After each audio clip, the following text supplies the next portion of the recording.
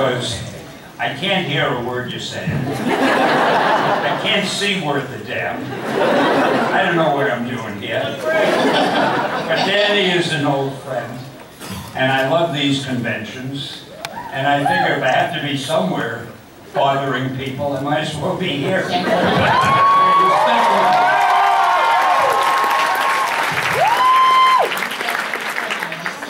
Say I had to answer questions. I thought we were just going to sit here. All right.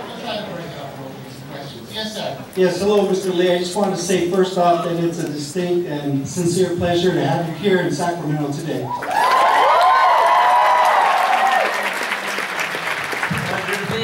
Is that where I am? Is it?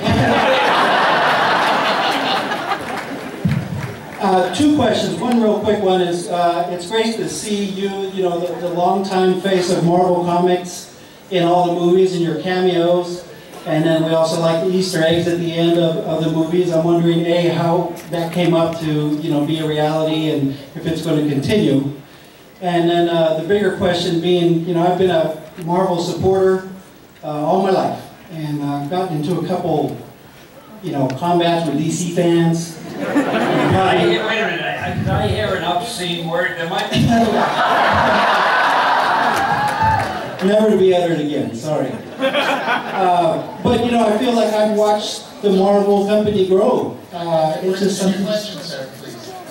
It's grown into such a huge empire. I'm wondering, from your perspective, from the early days to now, where Marvel's this huge empire, how does it feel to look at the impact you've had worldwide? I'll show you why I'm such a great guest at these panels. You heard the question?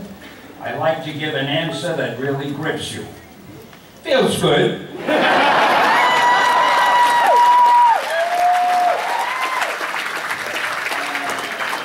don't know what else to say. It feels nice. How many lines are there? Just the one. Next, please. Hi. So I'd say that it's a huge, huge honor. My question is, of all your villains, my favorite were the Symbionts, and I just wanted to know where you got the inspiration for those characters. She wants to know where the Symbionts came from, Venom and Carnage, those kind of characters. I hate to tell you this. I did not create Venom or Carnage. I forget who did. They're two characters that I didn't create, and just by luck they became well known. But I don't want to try to take the credit for something I didn't do, which I'm known for normally. Thank you so much. Next, please. Hi, I have a question in the Frankly chat app from Daniel Watts. You created X-Men as an allegory about racism and prejudice, two human weaknesses that defined America in the 50s and 60s. If you had created a superhero team today, what kind of real-life problems would you try to address with your comics? If you created the X-Men today, what kind of real-world problems would they confront? Probably terrorism, pollution, the energy crisis. I don't know, I guess. And I'd still stick to bigotry. I think that's still a big problem in the world.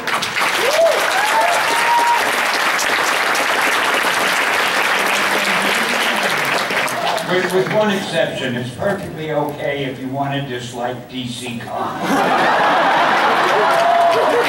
I'm only kidding, really. They're all friends of mine. Yes, sir. Hello, sir. I just wanted to ask you, what inspires you to create your stories and characters? What inspires you to create your stories and characters? Greed. I needed the money. It was a job. I got paid for it. My publisher would say to me, "Hey, Stan, the Fantastic Four is selling pretty well. How about coming up with another superhero?" Well, if I did and it sold, I could keep my job. If I didn't, I might get fired. Now you know the true answer. Thank you, sir. Thank you. Next, please. When I was growing up, before my question, I just wanted to tell you something. When I was growing up, I didn't have a lot of people to look up to in the neighborhood that I lived in. And the people that I looked up to were your comic book characters. And it wasn't because of their powers or anything like that. It was because the qualities that they had as people. The people around me didn't have those same qualities. And I wanted to grow up to be like them, not to be like the people around me. And I feel like if I didn't have that, I wouldn't be, I don't even know if I'd be alive right now. The places that I've lived, I don't know if I would even be able to be talking to you. So I just wanted to thank you for that. And In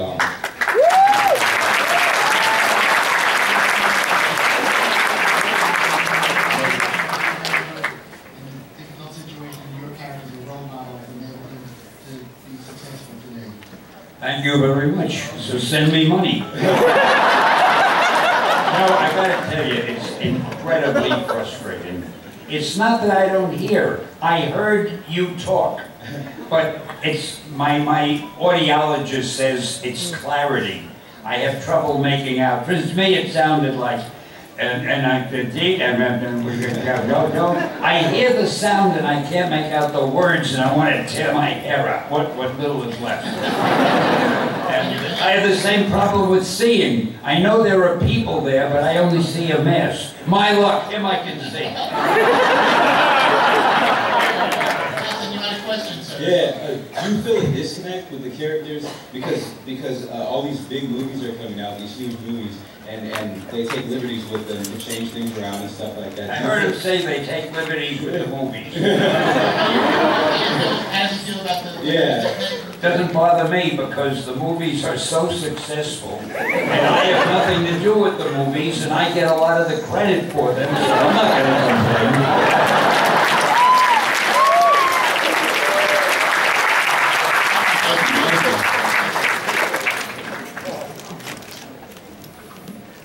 What is your favorite Marvel movie that you were in? My favorite What's your favorite Marvel movie that you were in? I tell you the truth, I like them all. If I mention one, and the director of another one hears I didn't mention it, I'm finished. So I think they're all wonderful. My favorite is usually the one I have the biggest cameo in. First of all, Stan, I hope you feel better soon. Thank you. That I heard. I was wondering how your movie cameos came to be. How did your movie cameos? What was the first cameo? I think it started with Bryan Singer, who did the X-Men, the first X-Men movie. He said to me one day, would I like to be in a scene? Well, despite the fact that I'm known for my shyness, I said, yeah, I'll be in a scene. I don't know if you remember the scene. There was a guy walking out of the water and everybody is staring at him. And one guy is selling hot dogs at the beach. And he's going like that, looking at, and that was me in a piece of acting that should have won an award.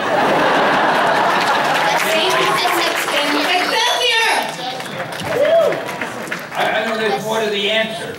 I was going to say I must have done so well at that cameo that all the other directors said, why should Bryan Singer have all that luck and pleasure using him? So now they're all fighting for me. And if you believe that, I have a bridging program up there. No, I never saw, I didn't even get to eat one of the hot dogs.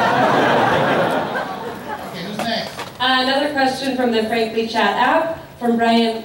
Stan, who is your favorite artist of all time? My favorite artist, what? Of all time.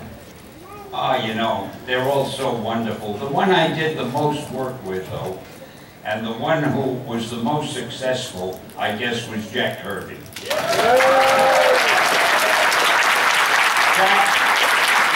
Jack was an absolute genius. He could take any story and make it seem twice as exciting and twice as interesting by the way he drew it. In fact, I was the luckiest guy in the world because all our artists were great. Ditko, John Romita, John Buscema, Gil Kane, Gene Colan. I mean, they all made my stories look better than they were. And I better not, I hope none of them hears that or they'll want to raise. They were wonderful. I mentioned Jack because he did the most with me. And Jack was an incredible artist. He would just take the illustration board and start drawing. He never made preliminary sketches. He just started drawing and the drawing was finished. It was as though it was all in his brain and he was just tracing it on the paper, what he had already drawn in his brain. We could do a whole panel about that, but we'll save that for next time. Thank you. Who's next? How you doing, Stan? So far, nobody's thrown any banana peels at me. Great. Your big Did he inspiration. say wait? Your big inspiration behind this concept that I created with this superhero, and I just want to know, are you going to try to create new, contemporary, fresh heroes for today's generation, or are you going to still follow the old Marvel comic characters? He wants to know if you're creating any new characters these days. Oh yeah. I'm not doing any new ones for Marvel, but I have a company called, I'm still with Marvel, and with Disney, because they bought Marvel, so now I'm with Marvel, I'm with Disney, oh boy. But I have my own little company called POW Entertainment, and of course you've all figured out that POW stands for Purveyors of Wonder. And we're doing a movie right now called The Annihilator. It's being done with a Chinese production company. It's going to be very big, not a Chinese movie for all over the world, a new superhero. We have a new superhero in India called Chakra, the Invincible, that you'll be seeing soon.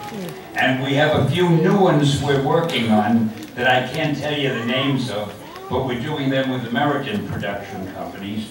But I'm not writing the screenplay. I just come up with the idea for the story, and then we give it away to screenwriters who don't do nearly as good a job as I would do. So I'm keeping busy. I love coming up with these things, and I love talking about them. And the next time we get together, we'll... Oh, I did one called The Mighty Seven, which is on the... what network is it? Hub Network, HUB. It's mostly for kids. But The Mighty Seven is an animated movie, a full-length movie done in animation. As you figure, about 7 superheroes. And it's doing very well, and they're thinking of making a real movie out of it. So remember the name, The Mighty Seven. I believe you make a regular appearance in that, don't you? Oh, as a matter of fact, I bill it as the world's first reality superhero story, because it has real characters, namely me. I'm one of the main characters. If you want to get a laugh, try and find it somewhere. On the Hub Network. Thank you, sir. Who's next? Hello. My question is, if you could be any one of the superheroes you created, who would that be and why? Well, if I had to be one, and I'd really rather be me, because the others don't go to comic book conventions, they don't know what they're missing. But I guess I'd want to be Tony Stark. I mean, the guy is rich, he's handsome, the women can't keep their hands off him. I mean, who wouldn't want it? Zoe's got a bad heart, big deal. Who wouldn't want to be Tony Stark? Thank you. Thank you. Next, please. Hi, I just had a question. If you could have any of your comic book villains or characters in a movie now, which would you choose? If you have any of the villains who haven't been in a movie yet, who would you choose? You know, I honestly don't. Oh, I guess the only villains that haven't been used that I can think of are in Doctor Strange. There was Baron Mordo, and then there was the Infinity, or this. I don't even remember them all. Oh, and Dormammu! I get scared just saying the name. And now you know how it's pronounced. I never knew that was the pronunciation. Dormammu. Thank you. Thanks for being here. I wouldn't have remembered Dormammu. Wasn't there an adjective that came in front of it? The something. The dread Dormammu. I love adjectives. Thank you. Who's next? Hey, Mr. Lee. I hate to speak of blasphemy, but is there any DC character that you wish you would have thought of? Any DC character? That you wish you would have thought of. I wish I would have thought of all of them. No, I guess the best one, because it started the whole thing, is Superman. The only thing wrong with Superman, they made the mistake. Actually, Siegel and Schuster didn't make this mistake. They just said he can run faster than a speeding train, and he can leap over tall buildings. They didn't say he was totally invincible and nothing could hurt him or kill him. But they got themselves into such a bind when you never worried about Superman. Bullets wouldn't hurt him, nothing could hurt him. So they had to invent kryptonite. And unless he's menaced by kryptonite, why are you bothering to read the stories? And I shouldn't be talking this way. Yeah, it's not fair. I mean, they're not Marvel. Everybody can't be Marvel.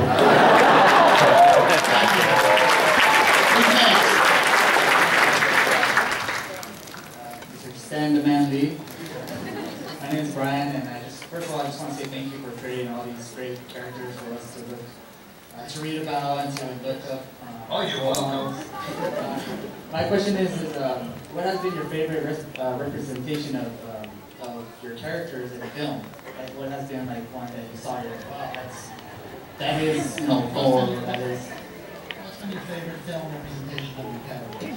Oh, I loved them all. I loved SpiderMan, of course.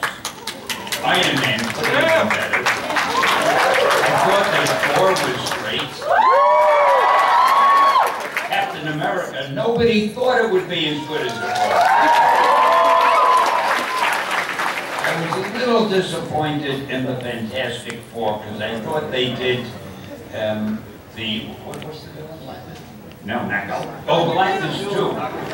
Dr. Doom, my favorite villain, I forgot his name. I thought they did Dr. Doom all wrong, and of course there was no way they could do Galactus, so the theme was wonderful though in the band.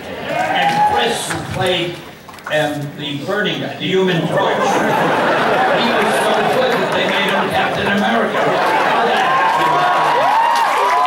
All of a sudden, the Human Torch.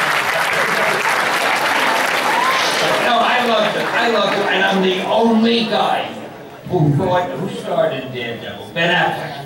I thought Ben Affleck was good. I thought the story itself didn't work. They didn't emphasize. I always thought of Daredevil differently than the director of the movie did. And it didn't quite, Daredevil wasn't what he should have been. But they'll do another one, and they'll do it right, and you'll see it'll be a great movie. They're planning on how to do it. Oh, and you know they're doing Ant-Man. They're going to do the Black Panther. They're Guardians of the Galaxy you know about. And they're thinking of the Inhumans. Doctor Strange, so eventually you won't have to buy a comic book, and buy a DVD or video, whatever you call it today. Well, don't worry, after this is DC's problem now, so.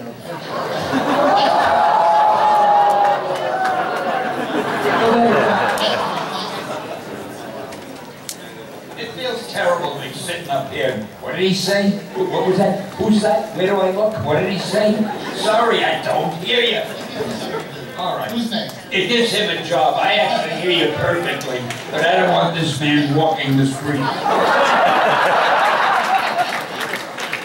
I'm Dick. I'm an international professional journalist. We're flew from Belgium to be here. And one of the print magazines I write for is all about inspiring people. So, what kind of advice would you give to people who aspire to get a job in a creative kind of business, who want to be creative and actually be able to make a living out of it? He's come all the way from Belgium to ask you this question. You could have written me a letter. You say to inspire people who want to get into a creative field, but it's difficult to break in. What should they do? Well, that's one question I don't know the answer to. I have no idea. I got into it by luck. I heard I had a cousin who knew the owner of this publishing company and said there was a job open. I didn't even know they did comics. They also did sport magazines and men's magazines and movie magazines. And I wanted to be a writer, so I knocked on the door. I said, here, there's a job open. And there was an assistant to Joe Simon and Jack Kirby who were working as a team doing Captain America. And my job was to fill the inkwells. In those days, they dipped the pen in ink, and run down and buy them their sandwiches for lunch and erase the pages when they needed erasing. And little by little, I got into it, so it was a total accident. But I wouldn't know what to advise somebody. I would think, find out what it is you want to write the most, and find out who publishes or buys those kind of stories, and try to write a story that you think they would like and send it to them. The toughest question in the world is, how do you get into a field like that? I honestly, I wouldn't know how to answer that if my own daughter asked, which she did in the past, and I said, I don't know. Ladies and gentlemen, as you know, it's a abbreviated panel. I'm just getting started. Yeah, I'm all right.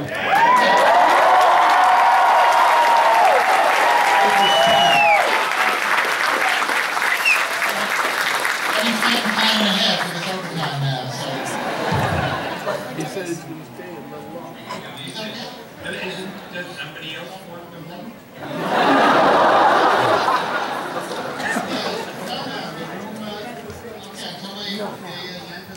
This is easier than working, I'll tell you. Okay, next question, please. If all the superheroes you created, what would be the strongest out of all of them?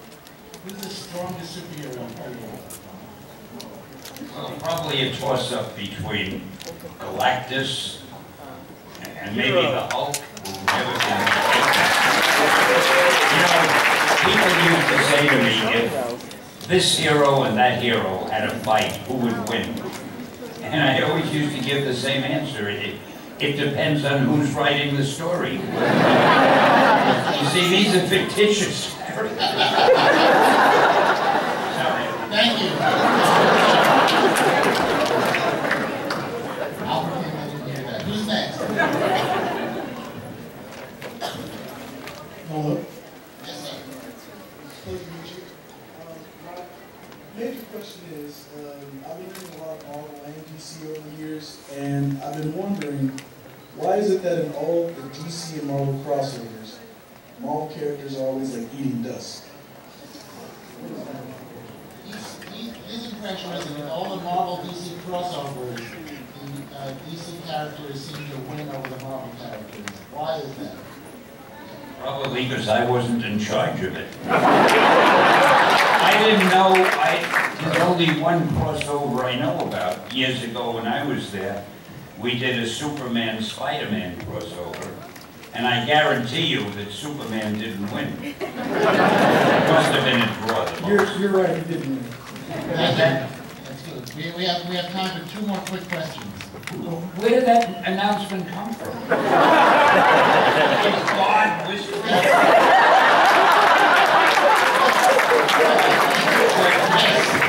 I think it's seriously about system. Yes, How did you get the idea of creating Mordo? How did you get the idea of creating Marvel? Well, if you mean the name Marvel, we were called Atlas Comics. I don't think that's what you meant, though. And when I did the Fantastic Four and the book started selling well and everything, I figured we ought to change the name of the company, get something better than Atlas. I love advertising. And I thought, let's get a name you could use in ads. And I thought of Marvel, which had been the title of the first book my publisher ever published in a million years ago. 75 years ago. That what it was? Called Marvel Mystery Comics or something. It featured the Submariner and the Human Torch, which I did not create. So I said, let's call it Marvel, because then I could use expressions like, make mine Marvel, and welcome to the Marvel Age of Comics. I mean, I love phrases like that. Now, I'll tell you a funny thing about that. When we changed our name to Marvel, DC was called National Comics. So they must have felt, hey, if they're changing their name, let's change our name. Now, National is a perfectly solid, good, respectable name. They actually paid somebody to do research and find a good name for them, and that somebody came up with DC. So we were, welcome to the Marvel Age of Comics, and they were, read DC. I don't know, they were no competition. They're friends of mine. One more question. So who's next? Hi, my name's Dakota, and it's just an honor to be here with you. And I've been wondering, where did you come up with the idea for SpiderMan? It's an honor to be here, and I want to know where did you come up with the idea for SpiderMan? Well, I told this story so often, for all I know, it might even be true. I needed the Fantastic Four sold well, the X-Men did well, and my publisher said, come up with another hero. I wanted to keep my job. So I started thinking, and I saw a fly crawling on the wall. And I thought, boy, wouldn't it be cool if a superhero could stick to walls like an insect? No, I'm lying. I couldn't have said, wouldn't it be cool? I don't think the word cool, I think I probably said, wouldn't it be groovy? Because that was the Anyhow, to make a long story short, I went to my publisher and I said, I got an idea for a character. I'll call him SpiderMan. And he's a teenager and he's got a lot of personal problems and he's got the powers of a spider. My publisher said that is the worst idea. Said, first of all, people hate spiders. You can't call a hero SpiderMan. Secondly, he can't be a teenager. Only sidekicks are teenagers. And thirdly, he can't have personal problems. He's supposed to be a superhero. And this went on and on. So I published the story myself in a book that we were going to kill. When you're killing a book, nobody cares what you put in the last issue. So I threw Spider-Man in, I had Ditko draw it, and I put it on the cover. The book sold like crazy. So my publisher came into me when the sales figures came and said, hey Stan, you remember that character Spider-Man of yours that we both liked so much? I swear, that let's do a series, and that's how it happened. Thank you.